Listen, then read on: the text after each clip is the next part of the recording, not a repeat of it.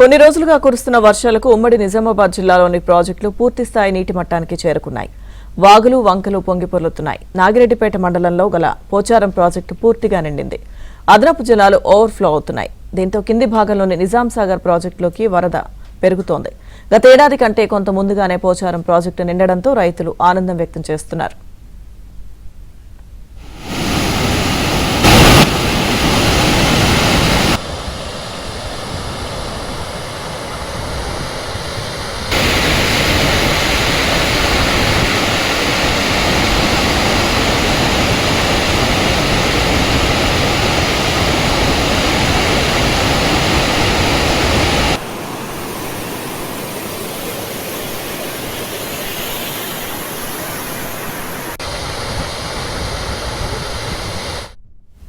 కామారెడ్డి జిల్లా ఎల్లారెడ్డి మండలంలోని కళ్యాణి ప్రాజెక్టు పూర్తిస్థాయి నీటి మట్టానికి చేరుకుంది. 409 అడుగుల పూర్తిస్థాయి నీటి నిల్వలతో జలాశయం కళకళలాడుతోంది. ఎల్లారెడ్డి వ్యాప్తంగా భారీ వర్షాలు కురవడంతో ఇన్ఫ్లో పెరుగుతూ వస్తుంది. దీంతో ప్రాజెక్టు 2 గేట్లు తెరిచి వరదను దిగువకు విడుదల చేస్తున్నారు.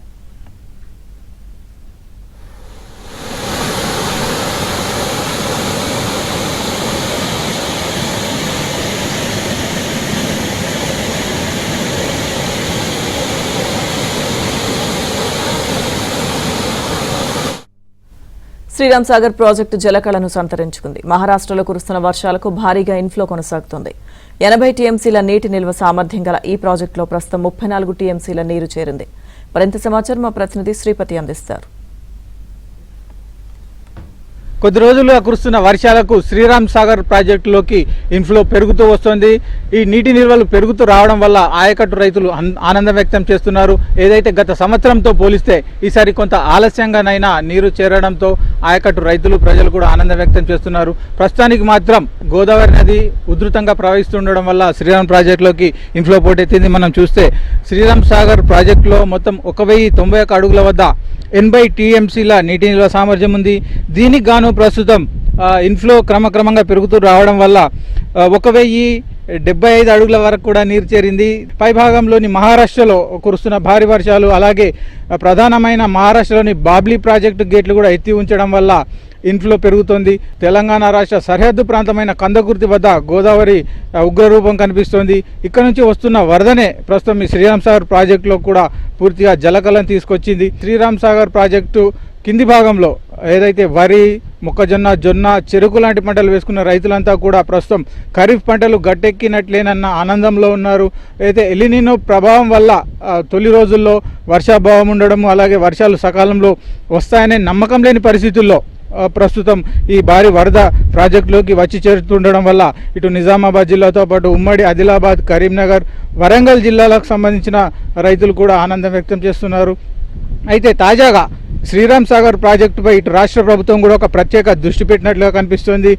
తాజాగా మంత్రులు ఉత్తమ్ కుమార్ రెడ్డి ప్రాజెక్టు పరిశీలనకు వచ్చిన సందర్భంలో ఈ ప్రాజెక్టుకు పూర్వవైభవం తీసుకురావడానికి ప్రభుత్వం కట్టుబడి ఉందని ఒక స్పష్టమైన ప్రకటన చేశారు. ఏదైతే ఇందులో నీటి నిల్వ సామర్థ్యం తొలి రోజుల్లో ప్రాజెక్టు నిర్మించిన తొలి రోజుల్లో 112 టీఎంసీల నీటి నిల్వ సామర్థ్యం ఉన్న ఈ ప్రాజెక్టులో క్రమక్రమంగా పూడిక పెరుగుతూ వస్తుంది. అలాగే పూడికను తొలగించే పరిస్థితులు కూడా లేకపోవడము, గతంలో ప్రభుత్వాలు కూడా దీనికి సంబంధించి ఎలాంటి చర్యలు తీసుకోకపోవడం వల్ల ప్రస్తుతం 80 టీఎంసీల నిల్వకే సామర్థ్యానికి పరిమితమైంది. అంటే 112 టీఎంసీల నీటి నిల్వ సామర్థ్యంలో ఈ ప్రాజెక్టులో ప్రస్తుతం 80 టీఎంసీల నీటి నిల్వ సామర్థ్యానికి తగ్గిపోవడం అనేది ఒక ప్రమాదకరమైన సంకేతంగా భావిస్తున్నారు.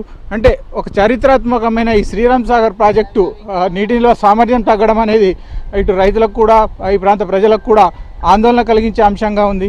ఈ పరిస్థితుల నేపథ్యంలోనే రాష్ట్ర ప్రభుత్వం దీనికి పూర్వవైభవం తీసుకురావడానికి ప్రయత్నాలు చేస్తున్నట్టుగా ప్రకటించడం అనేది స్థానికులు హర్షం వ్యక్తం అవుతోంది. వీడియో జర్నలిస్ట్ అనిల్తో శ్రీపతి, ఏబిన్ ఆంధ్రజ్యోతి, శ్రీరామ్.